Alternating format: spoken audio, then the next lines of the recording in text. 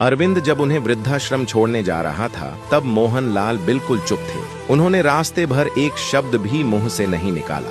फिर बेटा वृद्धाश्रम की सारी कागजी कार्रवाई पूरी करके जाने लगा। तब मोहन लाल ने उसे पास बुलाया और बोले, घर में मेरे पोते पोती का ख्याल रखना, वे मुझे न पाकर उदास होंगे। उसके बाद अरविंद वहां से चला आया।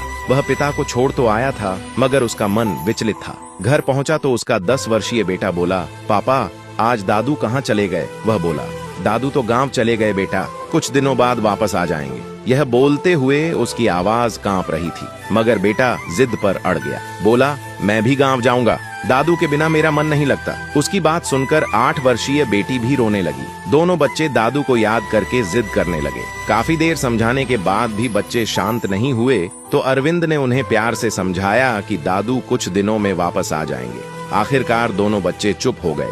8-10 दिन बाद बच्चे दादू के बिना रहना सीख गए थे। अरविंद भी अपने अपराध बोध से बाहर निकल आया था।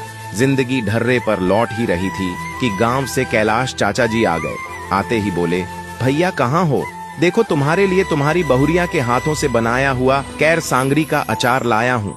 जब घर में उन्हें बड़ा भाई नहीं दिखा तो उन्होंने अरविंद के बच्चे से पूछा, बेटा तुम्हारे दादू कहाँ हैं? बच्चा बोला, दादू तो 10 दिन हो गए, गांव चले गए। कैलाश बोला, गांव से तो मैं आया हूँ बेटा, वहाँ तो भैया नहीं पहुँचे। इतने में अरविंद आ गया। बोला, इधर आ जाइए चाचा जी, मैं बताता हूँ। अलग कमरे में बैठ जाने के बाद अरविंद बोला, दरअसल बात यह है चाचा जी कि पापा को मैंने वृद्धाश्रम भेज दिया है, अब वे वहीं रहकर बुढ़ापा काटेंगे। चाचा बोले, तुम्हें थोड़ी बहुत शर्म नहीं आ रही ये बताते हुए? अरविंद बेखटके बोला, इसमें शर्म की क्या बात है चाचा जी, अपनी जिम्मेदारी तो निभा ही रहा हूँ। 15,000 रुपए हर महीने मुझे वृद्धाश्रम में देने होंगे। चाचा बोले, मुझे शर्म आ रही है ये सब सुनते हुए। आज तुम पति पत्नी 2 लाख रुपए महीने से ज्यादा कमा रहे हो, अपने बूढ़े बाप को रोटी नहीं दे सकते तो लानत है तुम पर। तुम क्या समझते हो 15,000 रुपए महीने का खर्च देकर तुम सभी जिम्मेदारियों से मुक्त हो गए? अरविंद बोला, मजबूरी हो गई थी चाचा जी, आजकल वो बहुत चिड़चिड़े हो गए थे,